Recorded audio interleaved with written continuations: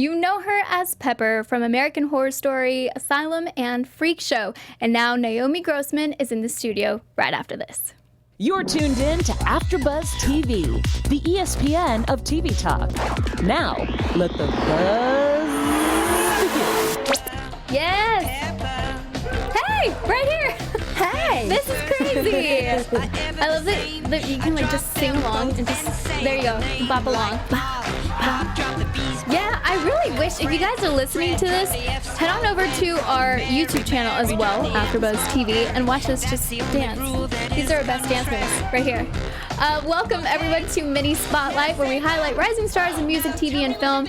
I'm your host, Amy Cassandra Martinez, and I'm joined by Naomi Grossman. Thank you so much for coming over here. Thank you. Thanks for having me. Well, and we have to point out that this bright pop of yellow is so appreciated. I feel like you just go with us like you're just meant to be here today. I do always try to match the mic. It's rarely quite so spot on. Well, and of course this song, I mean, there you are. Oh my gosh, this is so trippy. This is amazing. So yes, of course, people know you as Pepper. Tell us, like, how exactly you got that role. I mean, obviously you had to audition, all that jazz, but what made that whole process enjoyable for you, if it was? What made it enjoyable, or how I got that? Both. Okay. I'm just swinging. I want to know it all. Yes. Well, it changed my life. That made it enjoyable. My life was not as enjoyable before. Not that I had a bad life. I'm in therapy all of a sudden. No, hey, is there a sofa how I does can this lie make on? you feel?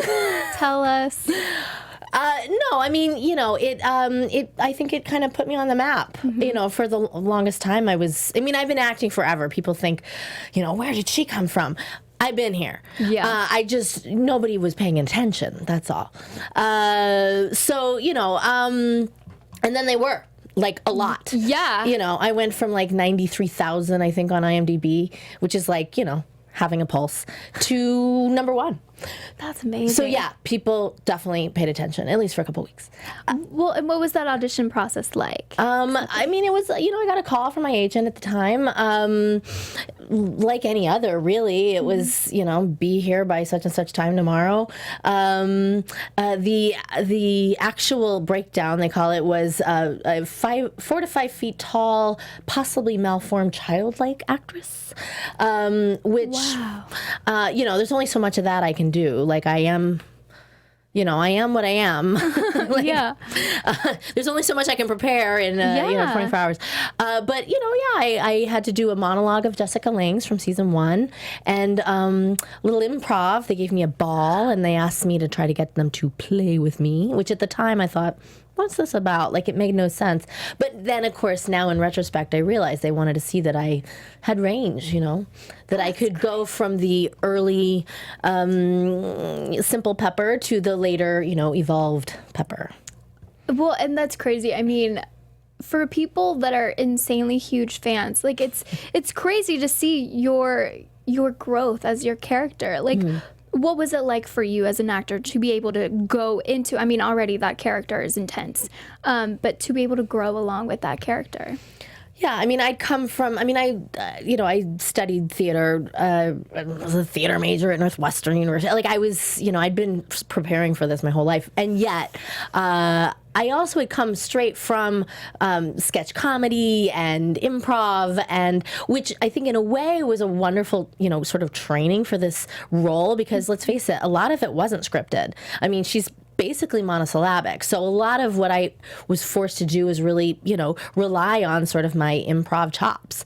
That said, I do think I kind of limited myself as an actress. I'd always sort of figured I'd limited myself to this sort of like 2 to 3 minute sort of sketch. And so to be doing like a full series with, you know, a character with real pathos and an arc, you know, that was something I hadn't done. At least not at this scale. And I love what you said earlier, that a lot of people think when someone feels like a, quote, overnight success, it's like, where do they come from? What? I've been here forever. You've been working your butt off. Yeah. So when exactly did you realize, hey, I'm going all in, this is what I want to do? I mean, probably 7 years old. That's awesome. At the local library watching children's theater. You know, I really, and that sounds crazy. No, it doesn't. But I really have been totally razor focused. You know, I mean, nowadays with Facebook, we know what our, middle school crush is eating for breakfast. But if it weren't for Facebook and you asked my middle school crush, what's Naomi Grossman doing today? They'd say she's probably on a microphone talking, about herself a mile a minute. And here I am. Oh, what? This is crazy. What would you say has been the biggest piece of advice you've gotten from someone that you've applied in your life? Oh, that I've gotten. Well, I recently spoke to an Emmy winner. He was giving me advice on my recent nomination to just enjoy it. And that's great advice. I think we spend so much time not being present, being, worrying about the future or stuck in the past. Oh, woulda, coulda, shoulda. And if you can just be here now, I think that's great advice. Well, and speaking of being here now, yes, Control-Alt-Delete, you're nominated. Tell us everything. I wasn't aborted. I'm here now. This is crazy. This is fantastic. So I'm taking my mom to the Emmys for having me. Well, and driving me to acting class ever since she took me to the library when I was 6. So where were you when you found out you got nominated? I was at a residence. There were a little Facebook group that we kind of all support each other. We call ourselves the FYC Underdogs. That is for your consideration. Yeah. So, and we're mostly just a bunch of actors who don't have a huge studio necessarily behind us to promote our projects. And so we came together, and in this case, literally at 8 a.m, all got together and, killed a couple bottles of Prosecco with some OJ and streamed the thing, which was I'm glad I got out of bed that morning. Yeah. So now, for people that don't know the whole process that goes into, Emmy nominations and FYCs, can you explain a little bit more about that? Oh, man, it's a whole campaign. I mean, I feel like I should run for office next. I'm so prepared. Yeah. I mean, it's a lot of shaking babies and kissing hands. The Television Academy has these events all season long. I mean, basically from February to May. Actually, no, they're still happening right now. Yeah. Yeah. And they have these giant spreads. I mean, that's the time when actors eat. And then that's it for the year. And then after the Emmys, they gotta wait for the Oscars, I guess. I don't know. Yeah. Now, what are you doing from here until the Emmys? What do you do now that you're Emmy nominated? Well, I try on dresses and I try not to eat too much. This kind of thing. This is crazy. I try to match mics as well as I can. And, there's a certain amount of social media. I mean, God, to think that I once upon a, I wanted to be an actress. Little did I know so much of it was just going to be, promoting. Talking about yourself, about your project. Yeah. Yes. And, characters like Pepper that people love so much. Now that, obviously I know you can't share much, but what can you share about what you're currently working on without giving too much away, guys? Come on. We don't want spoilers for anything. I was going to say, NDAs will prevent me from answering very thoroughly. But I do have a bunch of cool projects that are in the can that I can talk about. A bunch of horror movies. So, all my horror fans will be excited to hear about that. Let's see, Bite Me, The Initiation, The Portal, One Bedroom, Zombie Named Ted. I mean, I've been busy. These are great titles. That already sounds really intriguing. Where are people going to be able to watch them? Can you share that? That I don't know because since they are independent, it's sort of up to distribution and, all of that. It's all the behind the scenes stuff that I did my part. Yeah, of course. I learn my lines. I show up to set. I do as good a job as I can, and then I'm wrapped, and then I just hope that Well, then you can see it sometime soon. Yeah. Because if not, then you're like, oh yeah, that's right. I did this. I did this. I did this. Now, where do you see yourself 5 years from now, 10 years from now? Like all of that. Oh, well, you know, I've always had, SNL has been this thing that I'm like a little like unhealthily obsessed with. So, you know, I don't see myself being a regular cast member, alas. You never know. We don't know. Yeah, okay. They're all like 20. I mean, maybe I could pass for like, I have Benjamin Button's disease or something. I don't know. But I'm thinking I'll host it. I love that. See? Yeah. That's better anyway. Yeah. So 5. So I'd like that. Uh-huh.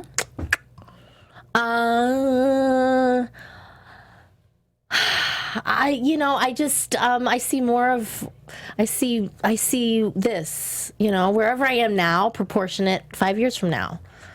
I love that, like, you had this goal when you were 7. Like, you know, you've always wanted to do this. Yeah. And you didn't let people stop you. You didn't let anything stop you. And now look at you. Like, obviously, Pepper, you're Emmy nominated. Like, I love your enthusiasm for this field. I love your passion. If there's advice that you can share with aspiring actors or anyone that wants to be in this field, what would that advice be? Well, I would say you have to love it because for me, I just loved it. Yeah. And I continue to love it. And if there had been a plan B, then I would have done that. Because it was that hard. I mean, I really I think it was 22 years that I was technically, you know, professional actress, that is card-carrying member of Screen Actors Guild, and yet still not making a living as an actor. That's a long time. Listen to this, guys. Yes. Yeah, and you know, tell the IRS, like they're auditing me because, you know, for a while I look like a hobbyist. You know, I'm writing off all these deductions and yet I'm, you know, not making money. And so, but again, I loved it so much that there really wasn't a choice. I tried to find something else and there was nothing else for me. So my advice would be if there is a plan B, just go do that. Sorry to be Debbie Downer, rain on your parade. No, I just love do that. it. But if there's nothing else, then do it. Like, just see it. Like, I've seen this Emmy. I didn't know how I was going to get there. That's the other piece of advice. I would say don't micromanage, like, how you'll get that Emmy. Like, no way in hell did I imagine that's how this would end. But I saw the Emmy. I saw the Emmy. I saw this opportunity. I didn't put the two together. But that wasn't really my problem. Right. Right? That's the universe.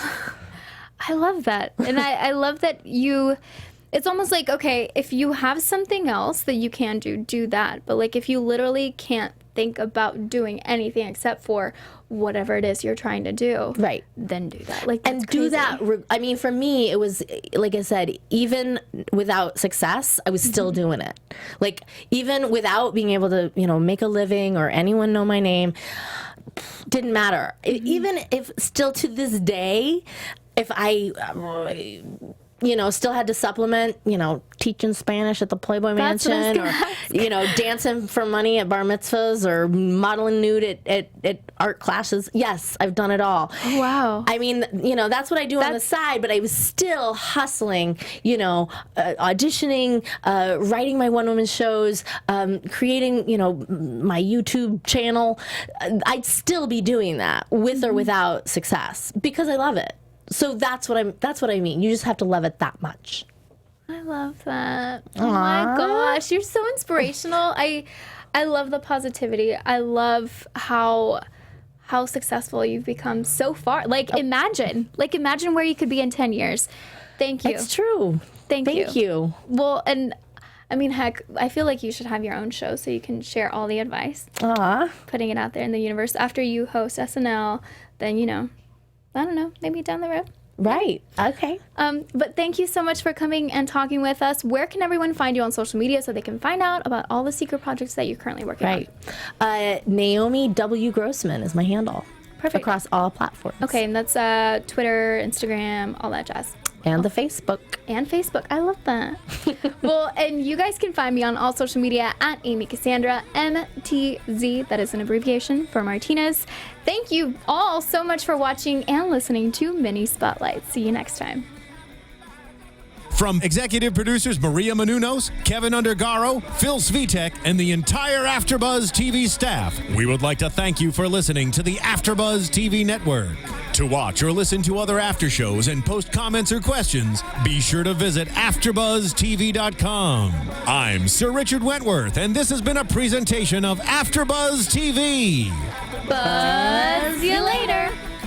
The views expressed herein are those of the host only and do not necessarily reflect the views of AfterBuzz TV or its owners or principals.